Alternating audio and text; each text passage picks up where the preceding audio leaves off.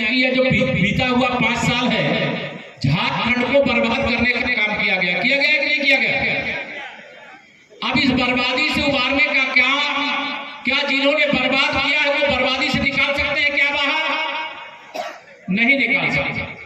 Bharatiya Janata party का मतलब है सुशासन, भारतीय जनता पार्टी का मतलब है विकास, भारतीय जनता पार्टी का मतलब है गरीबों का कल्याण, भारतीय जनता पार्टी का मतलब है महिलाओं का सशक्तिकरण, लखपति दीदी बनाना, भारतीय जनता पार्टी का मतलब नौजवानों के लिए रोजगार के बेतहाशा अवसर पैदा करना और भर्तियों में कोई गड़बड़ी ना हो इसको रोकना।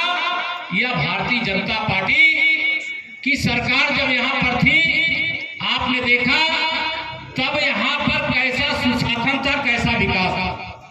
आज आप सबको मैं आह्वान करने आया हूँ, निवेदन करने आया हूँ, क्योंकि हम सब सीमा वाले हैं। मुझे आप यहाँ पर एक बार मैं और आया था, लेकिन आज मैं आया हूँ तो आप सबसे कहना चाहता हूँ परिवर्तन यात्रा।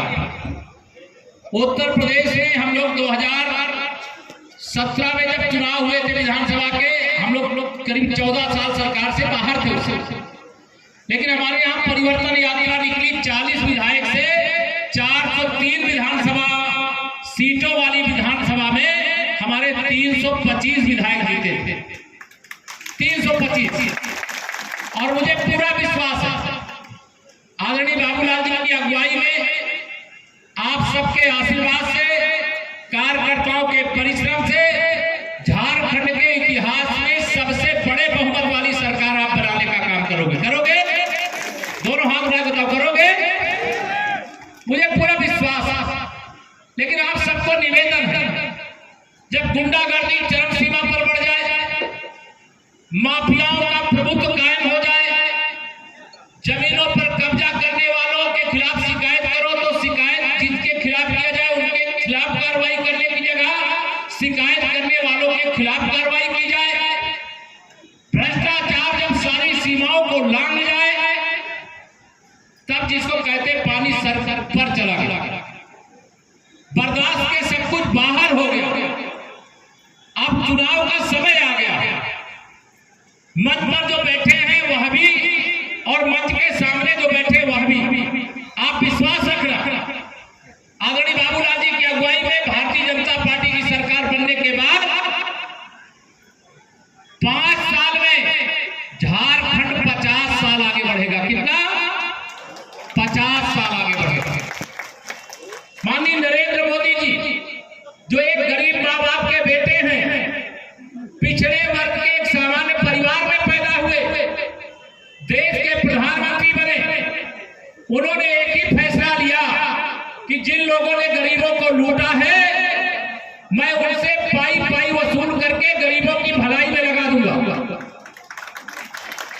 अब जब ये लुटेरों से जांच करके लूटा गया पैसा, गरीबों का लूटा गया भविष्य बरामद किया जाता है तो ये सारे बेईमान इकट्ठा हो जाते हैं।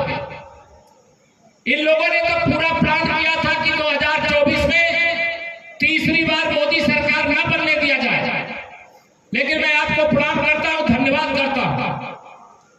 झारखंड सहित देश की जनता ने तीसरी बार माननीय नरेंद्र मोदी जी को भारत का प्रधानमंत्री बनाने का काम किया है। आपका अभिनंदन है, आपको वंदन है।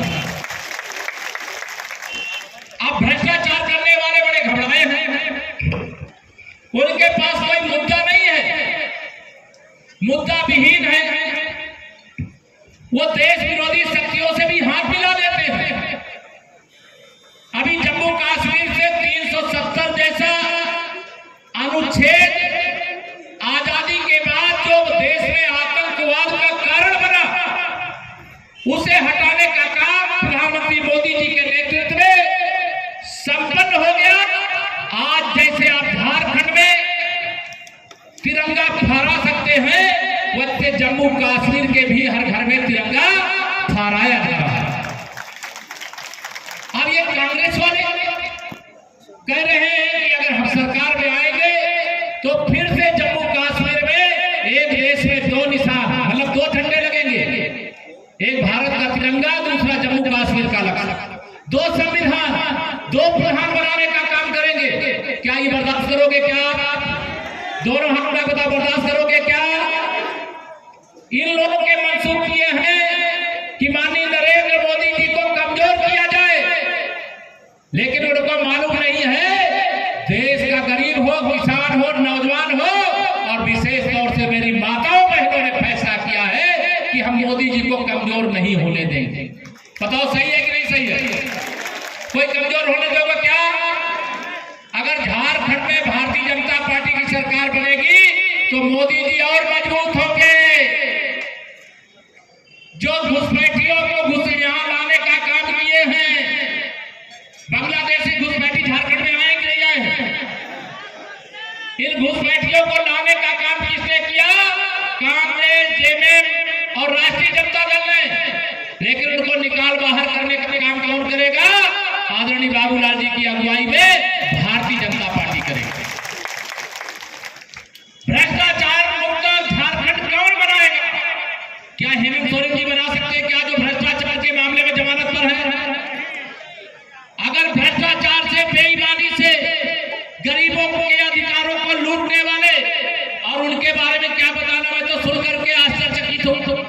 कोई भी सरकार चुनाव के साथ पहले जो वादा करती है, अगर वो सरकार में आते हैं तो अधिकतम वादे पूरा करते हैं। लेकिन हिंदुस्तान की शायद झारखंड की पहली सरकार होगी जिसने वादा किया लेकिन निभाया नहीं। मैं आप सबसे अपील करूंगा, उत्तर प्रदेश की 25 करोड़ जनता की ओर से भी मैं पड़ोस वाला हूं।